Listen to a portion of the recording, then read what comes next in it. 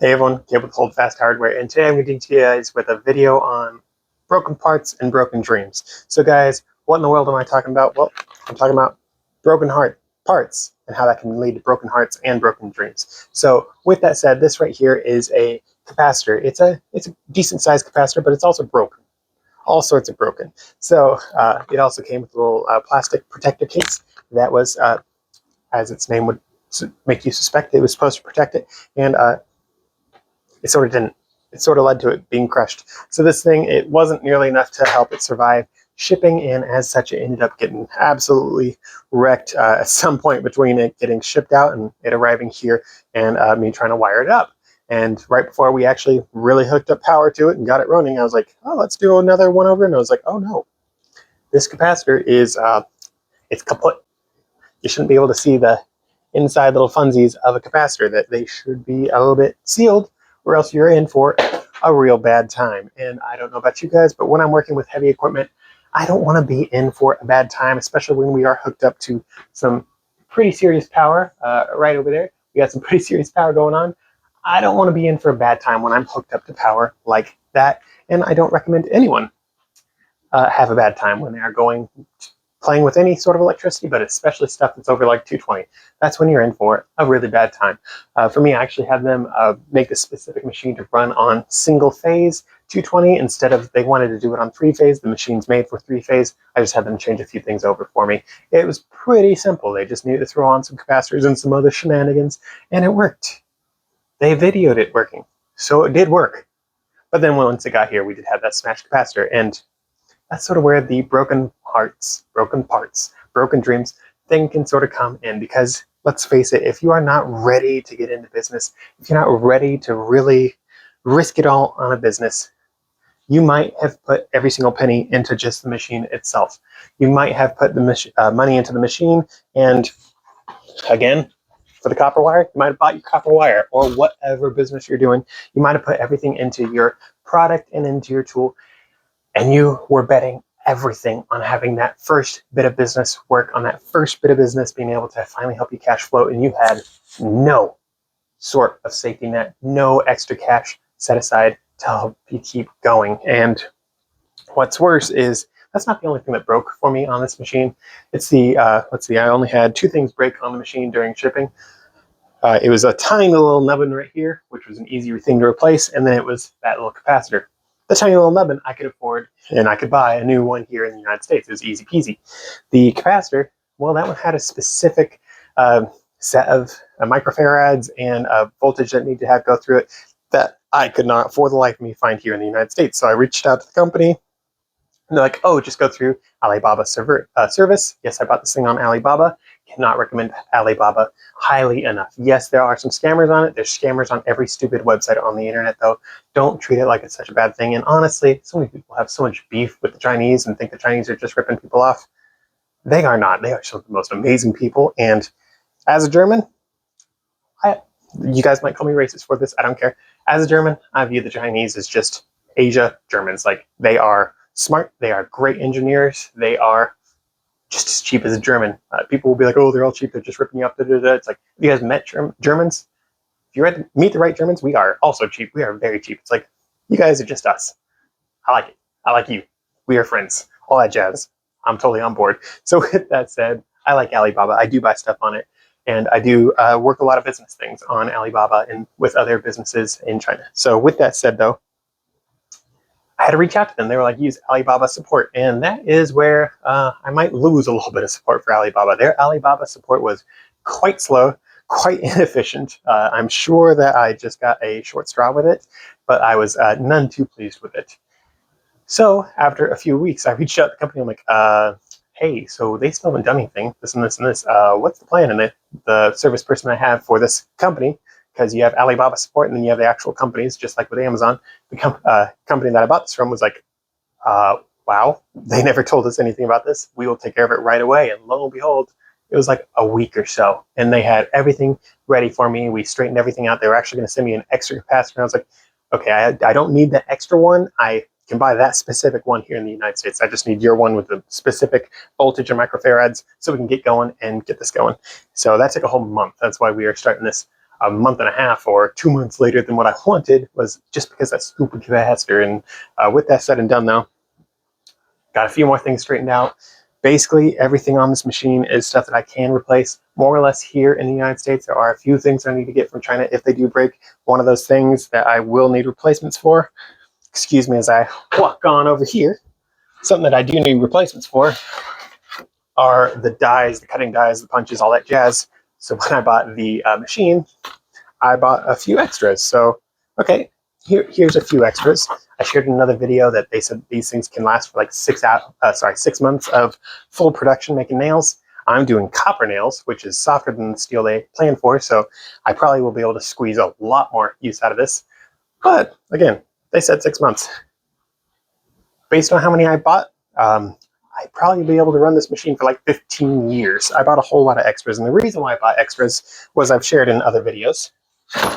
My plan is to try out stainless steel, and stainless steel is a little bit harder than copper. It's a little bit harder than aluminum, so I'm just banking on testing that out, seeing how things work, and seeing what we can do with the dies, chewing them up as fast as I probably will.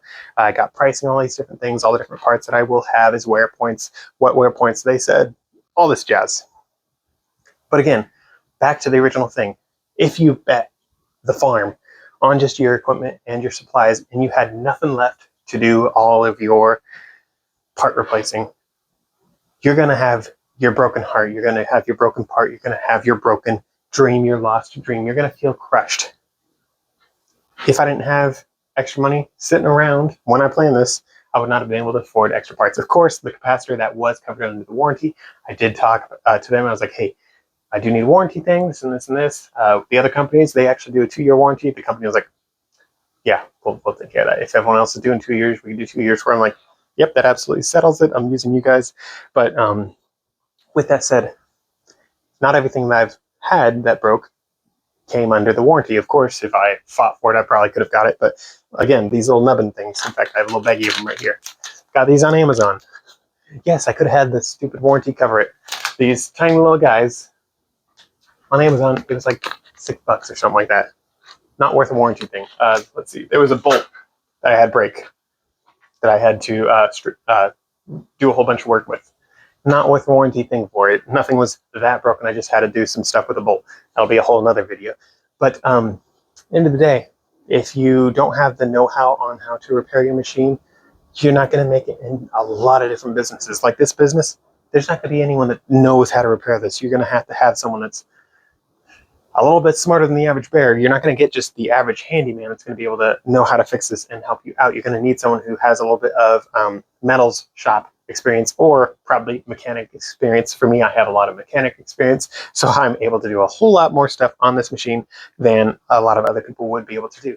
So you're not just banking on, you need some extra money. Like, let's say you don't have the warranty thing. I would have had to buy another stinking capacitor. Guys, the capacitor thing is a video in and of itself. I'm going to go into it a little bit more here. Whew, take a breath, Caleb. Calm yourself, Caleb. Don't get too worked up. Guys, the electrician that I had that was helping us set this up, really great guy, by the way, he's like, oh yeah, new capacitor, easy peasy. They're like $5, $10, somewhere in there. I'm like, yeah, sure, let's look that up. I looked up, yeah, sure enough, they're mostly in that price range, except for the stupid specific one for the microfarads I needed and the voltage I needed. That one, they didn't have here in the United States. The only ones I could find were in China, and they were like $170. That's a lot of money. Like, for me, I do have that built into my budget to have, like, I wasn't ready for the warranty to be as good as the warranty is, honestly, first off. But second off, if I didn't have as much money set aside for this business, again, I sold a good chunk of stock to actually be able to afford everything for this. If I didn't have that nest egg or whatever you want to call it to start things with, I would be up a creek without a paddle, because $170, that is enough to sink a lot of different businesses that are just starting out if you do throw everything that you have into your original thing. So all that is to say, it's not just money, it's also experience, the ability to repair things yourself. That bolt that I had break, it got a little bit cross-threaded, it got seized in there. I spent a good chunk of time taking that buddy out, and let me tell you, that was not fun. In fact, I'll show you a little bit of sneak peek for that one. I had to hand drill it out because I couldn't get the actual unit, the piece that I had that got stripped on. I couldn't get that up onto my little pedestal drill, whatever you want to call it. I got it right there. I couldn't do that, so I had to use my power drill, my hand one, and drill it by hand out. And let me just tell you, that is the threads that I got out. I did not drill into the wall basically at all on this. I was able to just get the bolt itself out, and that relieved enough tension on the unit itself that I was able to then pull these threads out. And if you guys have ever extracted threads, you know that to get that's pretty impressive freehand. I was very pleased with that. I'm saving this. In fact, it's been a few months since I did this, and I'm still saving it because it pleases me. With that said, though, I mean, that's another thing. If I did not have the experience with that, if I didn't have the proper tools for that, that would have been a pretty expensive thing for me to then take into a shop. Fortunately, that piece does come off of that unit, and I could take it specifically into a machine shop or something like that. They could have extracted it, done all that jazz for me. But machine shops are not cheap whatsoever. That's another thing that I'd love to see a lot of people declare war on, and that's like launch like 100,000 machine shops and bring the pricing down on that. And that's just because, again, I'm a cheap German. I don't like spending money on stuff I don't need to. But again, that specific thing, that was a good amount of work. That would have been $100 or more. I don't know how much they would charge for something strange like this, but let's just call it $100. Or I do it myself. So if I didn't have the drill, if I didn't have the experience, all these other things, I'd have to buy a new bit. I would have to buy a new drill. I'd have to risk messing things up. If I did mess it up, I'd have to buy a new cap set. I'd have to, it just goes on and on and on. If I didn't have extra bolts sitting around, I would have to buy a new bolt. And bolts, guys, I've talked about this in other videos. Bolts are one of the reasons why I'm starting this business. It's because bolts are overpriced. I'm starting with nails to build myself up to bolts because bolts are too much. If I had to buy a bolt to get this company going, oh doggy, the irony would have been so painful. You'll cut it with a knife. The irony up in the air. It would have been something else. But I was able to fix it. And end of the day, it all boils down to when you're starting your business, don't bite off more than you can chew. Don't start sooner than you can afford to. And not just afford to financially, but also with skills. Of course, if you have a ton of money, you can get by not having any skills and just hiring people to do everything for you. That is an option. Lots of people do that option. I'm sure we all know somebody who got rich doing something, selling some business, got a trust fund baby sort of thing going on, and then they decided to start a business, and you knew for a fact that person was the biggest idiot you ever met, but somehow they survived and made it in business, and that was just because they had that big old seed fund to get going, and they were able to hire people that actually were worth something. And then on the opposite side of things, you have people who can come in with very little money and use nothing but skills to make your business work, or in your case, you could make your own business work using nothing but skills, or somewhere in between. But if you're coming at things with no skills, no money, then you're, again, sort of up a creek without a paddle. You do need to sort of have that happy medium of knowing what you're doing. And knowing what you're doing is such a luxury. And fortunately with YouTube nowadays, you can learn a whole lot of stuff. In fact, this channel is sort of here to help you guys sort of learn how to open and run your business if you want to do manufacturing or something like that. I also have my Antique Book Collective channel. I'll link that one as well. But I also have that channel, and it's like, hey, if you want to have a business, I'm here to encourage you guys to do that. The Antique Book Collective channel, if you guys don't have a whole lot of money, I'd watch that channel to help you build up your money to then be able to afford something like this. I'd also recommend following the channel Cody Sanchez. She is a business girl who is an absolute wizard at starting different businesses. Most of the time she's buying out different businesses, but she has a lot of different people she has on that she sort of interviews, and you find out what they started with. And there's a lot of money that you can make for not a whole lot of money. Let's just say one such thing is like pressure washing. You can make so much money pressure washing driveways, and the buy-in, it's just a few $100. It's pretty easy. Of course, you're not going to be able to get the highest contracts. There are going to be people who want you to be licensed and bonded and all that sort of stuff to be able to do the cleaning, but there's plenty of people that don't care because you're going to be on their property for a grand total of an hour or 2 hours doing a nice deep clean with a pressure washer, depending on how much driveway they have and sidewalk they have, of course. But with that said, if you're starting out, you don't have any money, don't have any experience, don't start a big manufacturing business where you're spending thousands of dollars or tens of thousands of dollars. You're going to be alive more often than not. You should start smaller. For me, this business right here, this is me starting smaller. This is like the smallest you can start a nail business with, just shy of using a, let's see, where are you at? Oh, did I lose it for my joke, guys? What in the pigeon? Guys, someone needs to fire the guy that's doing organization here. I am missing my joke. Oh, that is a big bummer. And I'm going to leave this in just so you guys can see that I definitely do not have everything down all the time. But I'm sure it's just outside of reach. But anywho's, I have an anvil. A little anvil, obviously, not a 200-pound one or whatever that I could whip out. But I have a little anvil, and yeah, that's the cheapest way you could start a nail business, is just making nails on an anvil. And there is a business case for that. When I was telling some people that I was starting a nail business, they immediately asked if I was making square nails, because finding square nails is quite hard to do. They can't find square nails. They found out someone was making nails and they asked if I could make squares. That shows there's a niche. Is that something I will do in the future? Yes, I do plan on making square nails. I plan on figuring out some way, probably not with a specific machine, but some way to actually make a machine that can make square nails. Odds are it's going to be some sort of, trying to recall the exact naming of a press like this, but basically just a press that's going to take probably some round wire like these and just hit it on both sides with a angled thing and just boom, boom, boom. Probably have a little bit of variation in it, so it's not just a perfect square nail, square shank. I will have perfect square shank ones, but I also want to have some that have a little bit of variation so it looks a little bit more blacksmith. That is going to be something I'm going to be playing with in the future. It is something I do have some rough designs for right now.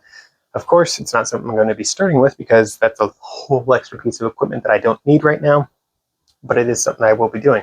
It's going to be something that I'm going to be doing because I have had people reach out and request that. I know that there is a niche for that. That's something that you guys will have in your own businesses. I don't care what you do for a living. Let's just say you work for McDonald's and you know that the ice cream machine's always broken. You could be like that one guy that started repairing them and then got in trouble because they were like, you can't actually repair that. But there's plenty of other things in your guys' lives where you're like, this is an issue. This is something that I do this for a living. I know the problem and I've played with the problem and I think I know how I can fix it. That is something that you guys can do for pretty cheap, is figure out how to fix different things. There's a lot of money for people who can fix different problems.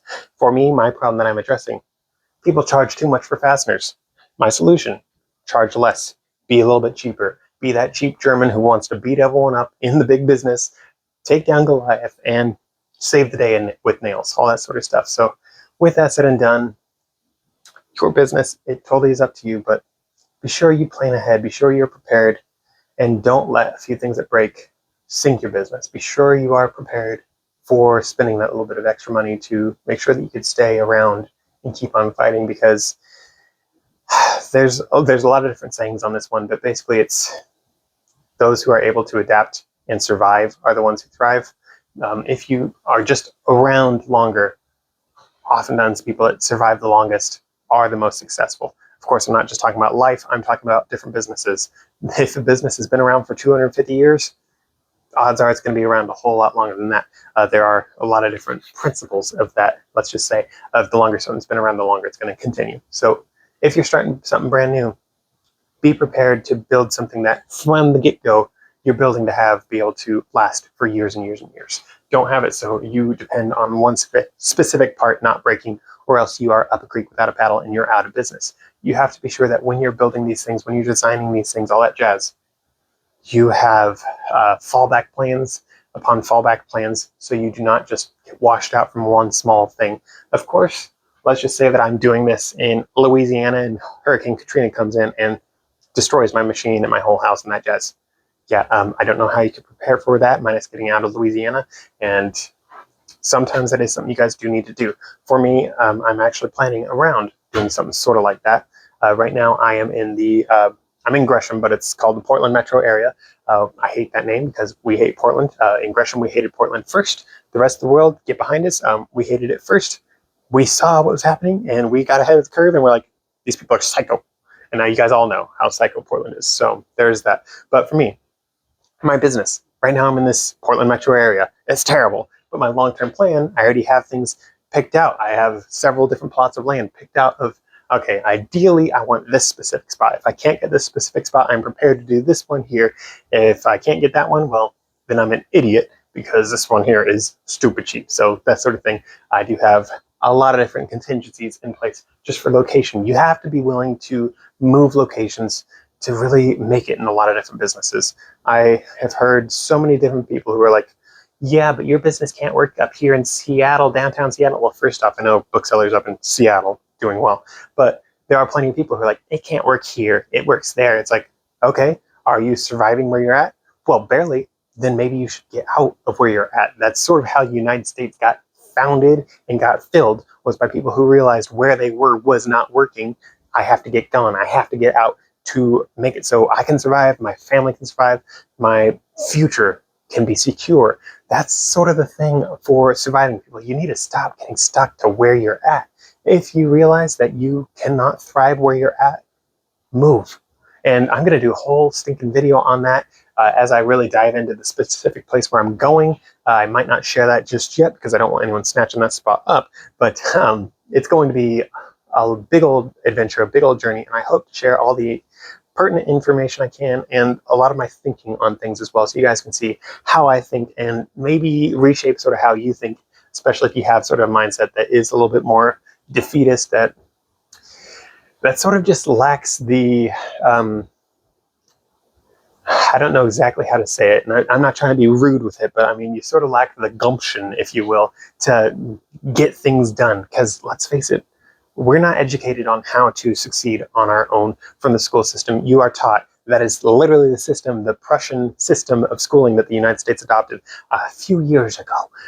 It was to make cogs for the industry and cogs for the military.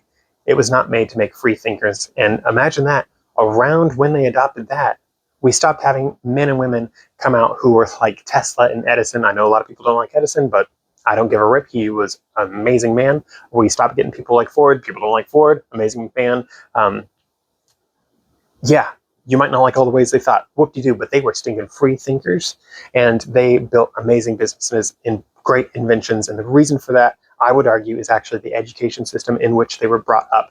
We stepped away from classical education here in the United States in favor of the Prussian model that was all about making cogs. And after that, we stopped seeing innovation in such a big way. Guys, if you saw the rate of innovation, the rate of innovation at the turn of the century, 1800s to 1900s, and then in the first several decades of the 1900s. I mean, we went, within one person's lifetime, we went from people having to go outside to an outhouse to go to the bathroom right after the Civil War, during the Civil War, to, in that same lifetime, they saw the first person land on the moon. What have we seen happen for technology since the moon? The smartphone? That's the only like big revolution. I mean, we saw, even in that time with the moon, we stopped seeing people using vacuum tubes and we started using semiconductors. Semiconductors, absolute wizardry. They changed the world. But again, we haven't seen a whole lot of like insane change while we've been under this pressure model. I know that's a whole different talk. That's a whole nother video down the road. But end of the day, there's a whole lot of reteaching, and I hope to do a lot of that retooling, reteaching for you guys, because it's been quite an adventure for myself as well, learning how to do all these different businesses. I have the benefit of, my dad was an entrepreneur. As such, I don't care what people say of, well, just because your parents did it doesn't mean you know anything about it. Well, if you're in a functioning family that actually communicates, everything your parents know is stuff that you can very quickly learn. It's like built in your blood, plus just good communication skills makes it so you can learn so much. And as such, when you have kids, guys, and even if you have good friends who want to get into things, don't be afraid to talk to them. Don't be afraid to like challenge them on things. Be like, what business do you want to do? You want to do that? Okay, that's a cool business, but have you considered this and this and this? If I was to do that, I would do this and this. And of course, there's going to be people who don't like your unsolicited advice. That's so dumb. Oh, toxic masculinity. I don't give a rip. I'm here to help you guys as much as I can. And a lot of you guys, I'm sure, are going to be the same way. If you're finding this channel and following this channel, you're probably going to be thinking more or less like me. And I'm here to hopefully find a lot of people who are close to thinking like us and try to get them to the point that they can think like us as well. Because let's face it, the cog mentality where you're not changing the world and you think you can't change the world it's depressing. And sometimes all it takes to change the world is one stinking heavy piece of equipment and a little bit of a dream. So with that said and done, thank you guys for watching this video. If you liked it, please be sure to give it a like, give it a comment, please give me a subscribe, all that jazz. Check out my other videos. It shows YouTube you are interested in this content. With that said, please be sure to hit my subscribe button right here, or check out one of my other videos right over here, and I will see you guys in the next one.